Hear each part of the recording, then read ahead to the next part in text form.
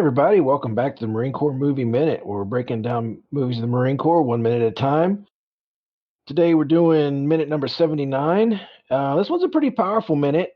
It is a different perspective of the Marine Corps by somebody that's not actually in. But before that, my brother Billy's with me today, and I'm Jack. So let's get going.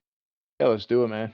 So yeah, man, this one's pretty powerful. I mean, even just the 1 minute where we got it's mainly Aggie talking and kind of well, it looks like to me it's her getting something off of her chest. Like Yeah. something that maybe was never really discussed before, never really, vocalized. It was just kind of putting some stuff out there in the open. Yeah. I didn't think about it in those terms, but that makes total sense that she is getting something off her chest right now, something that's probably been building for years and years, Hmm. and probably explains some of the resentment she's had towards him, Yeah, because she's probably had to hold this inside. Maybe it's because she couldn't find the right time. Maybe it was one of those things where she's having all these feelings, like she's getting into like we'll get into it as we talk deeper, but she's hmm, basically talking about like what she went through while he was off at war. yep, It sounds like he never even considered what she could have been going through. yeah. It definitely looks that way. Was he's kind of sitting there, kind of taking it all in because there she says something about Marine and Gunny goes, I don't know that I like the way you say Marine. And I think that was all she needed to kind of give her license to say what she had to say. Yeah, because I wonder, so what I was going with that is like, he's the one off at war. Does Mhm. she really want, I'm sure she kept it inside because when she did get to talk to him or in letters or when he came home, the last thing she wants probably to do to him is to unload on him on her feelings when, Yeah. he was the one getting shot at, right? Yeah. As he kind of mentions. So perhaps in her mind, she was like, well, I don't need to then unload on him with my feelings. I'll just be strong and hold it inside. But that breeds resentment, like Yeah. 'cause she never had that outlet. And perhaps because if he never really considered that side of things, that then she started to resent him for not really being a partner or being concerned with Yeah. her feelings about the situation. It's hard to say. I mean, Yeah. obviously, he seems like he's a handful. She talked about him. Yeah. Yeah, I mean, he's a heavy drinker. He's gung Yeah, ho. he's there because they had to bail him out of jail Yeah, for right, right. It's drunk and disorderly. exactly. Guy's like 60 years old. He's still. Yeah, yeah, he's got the liver and kidneys of a teenager. Let's start from the beginning of this minute. So we Yeah. it's funny. I'll just give a little like behind the scenes when I was preparing for this Mhm. minute, and I was like, man, sometimes we try and get guests on, and I'm like, well, you and I can maybe knock out some of the more like I say boring parts. Yeah. I want to save some good minutes for people, but Right. it's so funny because I was viewing this as like, well, it's just two couples talking, and I was like, as I started doing notes for this minute, I'm like, man, there is a lot to kind of dig into here. Yeah. It's not, I mean, this is an action comedy movie, hands Right. down. That's what it is. But there is some dramatic elements to it, and this is Yep. one of them. Yeah. I mean, you and I had some fun, I thought, the last time these 2 were in a room together. It was a little Yeah. more light. Yeah. Yeah, a little bit more lighthearted. Yeah, it was a lot more lighthearted until it wasn't. Yeah. Yeah. She walks around the backside of the pool table and cracks him over the back with a cue. Yeah. Well, exactly, yeah. There's no beer cans to throw, but Yeah. it's just funny that maybe it shows my maturity now, but it's like there is a lot to dig into in these Yeah. next couple minutes, and I haven't seen the movie on Netflix, but there's supposedly a movie with Kylo Ren and Black Widow. I can never remember their names, Oh. but it's called Divorce, and it's mostly just the 2 of them in a room together talking. 2 good actors acting off of each other, and apparently it's a really good movie. Hmm. And I kind of see that in this. Now, granted, in this minute alone, Clint Eastwood's not doing much talking. Clint Eastwood is being Clint Eastwood. Yeah. He's squinting, he's reacting. He has a line or 2 that he does, just like every other Tom Highway line, but it's really her that's carrying this minute. Yeah. and she's damn good at it. Yeah. Well, it's incredible though, man, when this movie by minute format really does open up movies when you're watching them 1 minute at a time, you really get a chance to dig in where you would normally just blow through this scene. Like, no, man, let's go to the fight pit scene. No, no, no. Like when you're really watching this like as its own little scene, its own little movie, it changes the context of everything because you really can analyze all the nuances and open up things that you maybe didn't think about that you normally would have just blown past. Yeah, I even joked that this is like in my notes that this is a stage play Mhm. within the movie. You Yeah. know, Yep, it's just exactly. End scene. right. They're just they're just it's two actors. They're in a room. It's like a little off Broadway. Yeah. One, it's a two-man show type thing. Yeah. And yeah, and they're just talking. There's just he's sitting, she's walking, and they're just having a conversation. Mhm. We said Aggie's really good in it. Well, Marsha Mason's really good in this. I just this is kind of neither here nor there.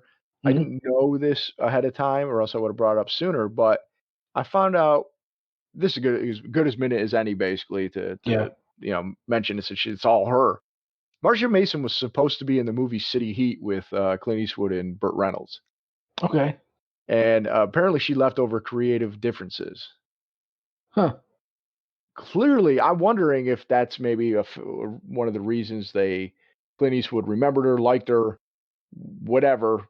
Could have been a factor in why she got this role. I mean, never mind, she's good. Yeah. Yeah. Yeah, she's really good. We've seen her go like the gambit of highs and lows. This is it's a dramatic moment, but it's a kind of a more low key. Where Yeah. before she was a little more, she's talked shit, she's laughed, she's gotten verbal and physical. Yeah. She's Yeah. now she's having a more dramatic couples kind of fight, even though they're not a couple. But yeah, she's definitely getting some leftover maybe resentment out in the open. Yeah. Well, and also too, man, when you think of the context too of what she's talking about, the dialogue is about her being a Marine wife during Vietnam, during one of the high points, one of the most violent times in Vietnam. And she's kind of recapping like from home what it was like for those people and people that served in the Marine Corps that may have had spouses or girlfriends or significant others that that was your lifeline. That was your support group. And to see that toll being taken on those people, it's kind of it's enlightening because it's not the same, but it's the same. For them, it's just as the fear of like somebody knocking on your door is that the DOD with the letter, Yeah. or is it just somebody that today would be somebody dropping off an Amazon package, but that same concern that stress that when you really care about somebody that's in a combat zone and not knowing or not hearing and trying to wait and see. Now there's not as much televised combat as there was. Well, I guess probably because we're kind of burned out on it. But like in the '60s, it was common. Desert Storm was pretty common there for a little while. But you don't hear much. But it's still going on, and you still got those family members that are sitting at home hoping that everything's okay, that somebody's going to get a phone call that everything's good, or the infamous knock. It's it's a different side. It's a side you don't often see much in a war movie, right? Yeah. Oh, yeah, for sure. I mean, they've done it in a few, like We Were Soldiers. They cover Yeah, that big time, big time. yeah, that was a good movie too, man. Holy Yeah, shit. yeah, it is a good one. A few other movies, more modern movies do that because you got to. So it's kind of unique that they're covering that in the '80s because Yeah. a lot of times these movies. I mean, I love war movies, Oh but yeah. there's times that you could maybe some of them can have the argument that they're propaganda films, and then there seemed to be, but actually on both sides because early on it seemed like it was more pro-war type movies, or at least telling the heroic stories, but then it kind of morphed for a while where it seemed like, well, let's show the badder The side other of side. yeah, Yeah. not the batters, but the other side, the real cost, and Yeah. but at the expense of maybe some of the more heroic or patriotic versions of these war movies. So Yeah. it's kind of unique to see that this type of thing was put, like I said, in the 80s. That's not to say maybe another movie didn't do it first.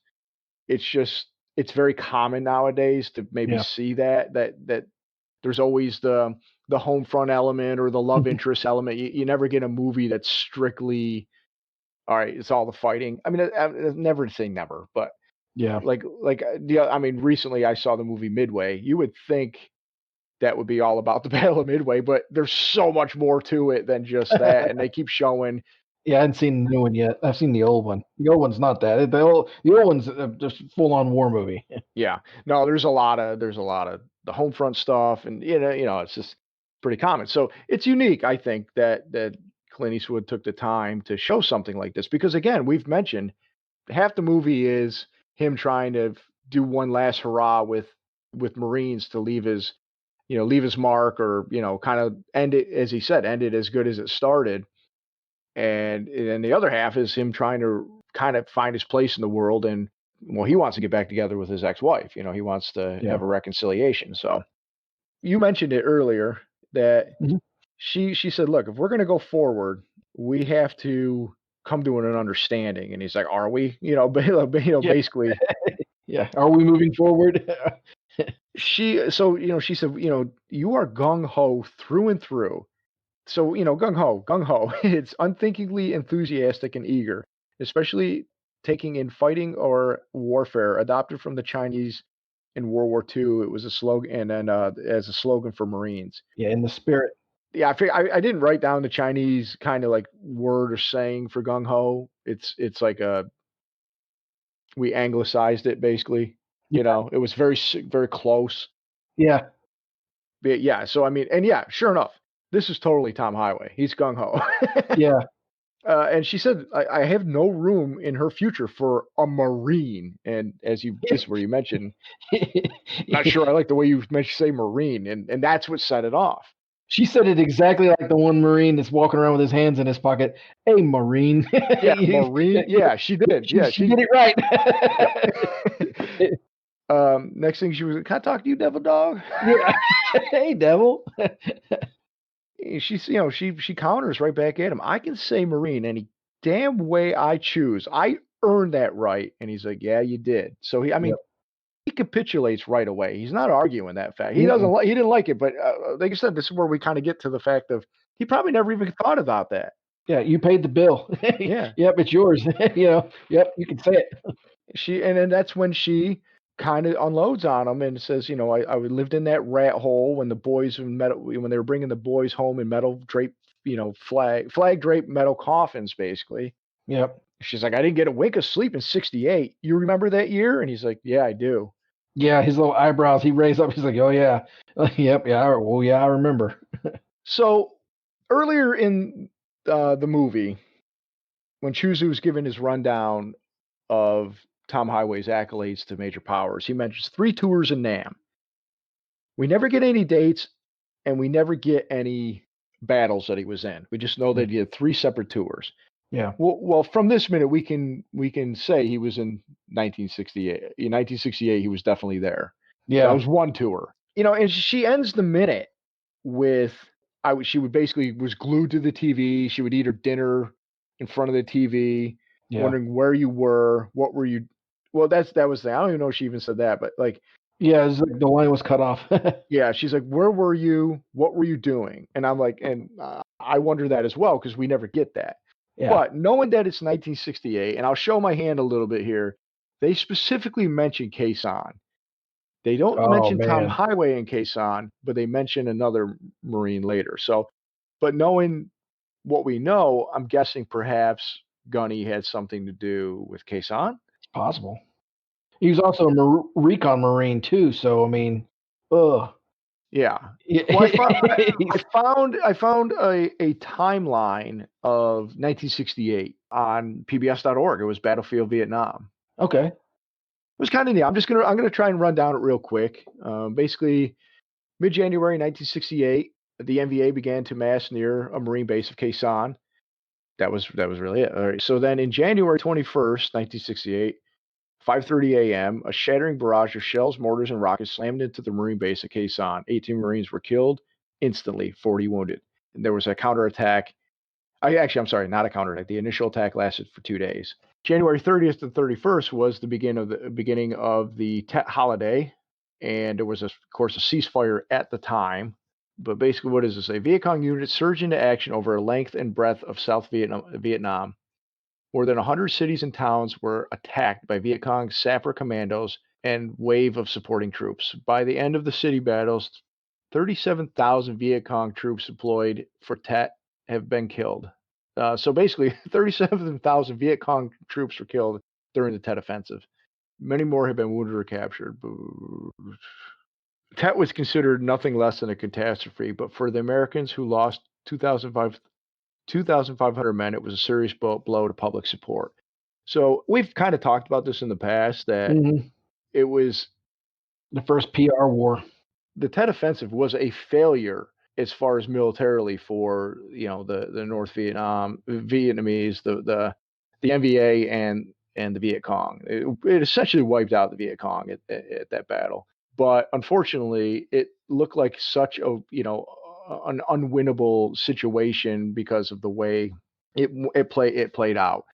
But let's go to February 23rd, 1968. Artillery rounds continue to hit the base of Khe Sanh and its outposts more than any previous day of attacks. While Marines this is in March, wait for a massive assault, NVA forces retreat into the jungle around Khe Sanh. For the next 3 weeks, things were relatively quiet around the base. Basically, in March, they went in looking for Viet Cong remnants, and they went out on search missions. I could see Gunny doing something like that. Yeah, snooping and pooping. Yeah. Okay, and in March 22nd, 1968, without warning, a massive North Vietnamese barrage slams into Khe Sanh. More than 1,000 rounds hit the base at the rate of 100 every second. At the same time, electronic sensors around Khe Sanh indicated NVA troop movement, and American forces reply with heavy bombing. April 68, U.S. forces in Operation Pegasus finally retake Route 9 and end the siege of Khe Sanh. A 77-day battle, Khe Sanh had been the biggest single battle of Vietnam to that point. The official assessment of the North Vietnamese army dead is just over 1,600 killed, with 2 divisions all but annihilated, but thousands more were probably killed by American bombing. And obviously, there was more that went on in Vietnam, but yeah, siege of Khe Sanh was a big one for us. I mean, that was if I remember my Marine Corps history right, they didn't get very many resupplies. They didn't get very many new troops. They were kind of off by themselves for 77 days. Yeah, that's the problem with I kind of I was skipping around a little bit. It's a lot, and I found some other stuff. Yeah, right here. This is in preparation of the planned offensive. Yeah, let's see because it talks about Khe Sanh. Let me see. I found another article. I'm just trying to see if it talked a little bit more. But I think it doesn't really get into it, but on one of the other articles. But basically, when they said they retook Route 9, ending the siege in April, that's what it was. I think they were cut off. They were surrounded for the most part. If I recall that too. It didn't really indicate helicopter. It was nasty. Yeah, and there was, of course, and I didn't even get into the battle of like Way City and all that stuff. There was a lot going on that the Marine Corps dealt with. So you got to figure though, if Aggie's sitting at home watching all this happen, and okay, so I'll say, Little Mary's husband was at Khe Sanh, so she was definitely, even if Tom Highway wasn't there, she's well aware of Stoney Jackson and what he means to Tom Highway and Chuzu and their little inner circle. So even if Tom isn't right there, Tom, first name basis, even if Gunny's not there, she's watching what's going on to people she knows and loves, I would have to imagine. But then she's also wondering, well, where's he? Because he's not the type of that's probably going to write a letter. And if he's like a recon Marine, or even if he's not recon at that point and he's just infantry Marine, you never know where he's being sent and what he's doing. He's not having time to write.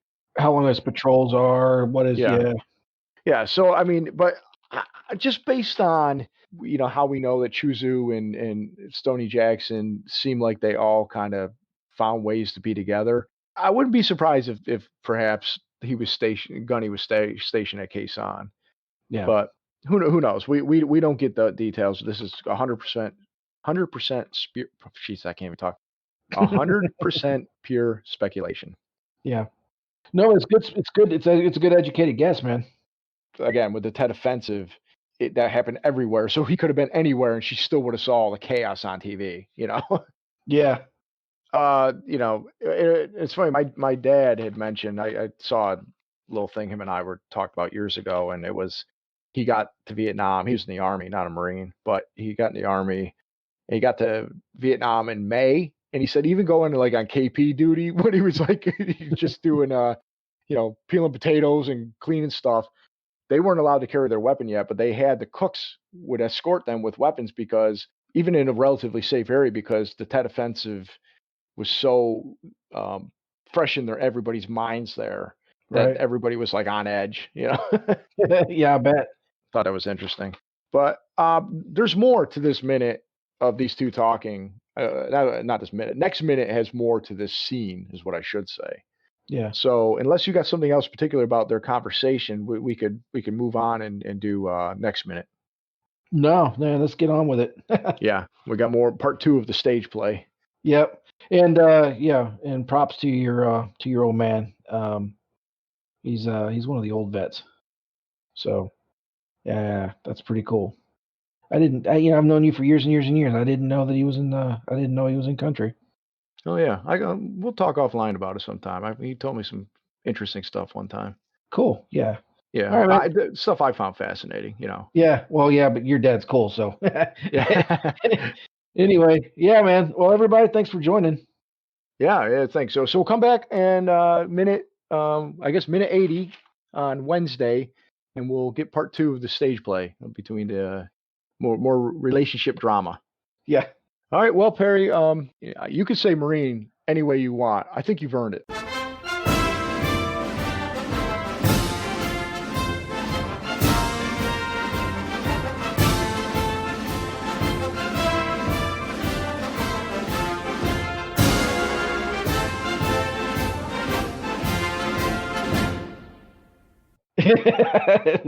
Maureen.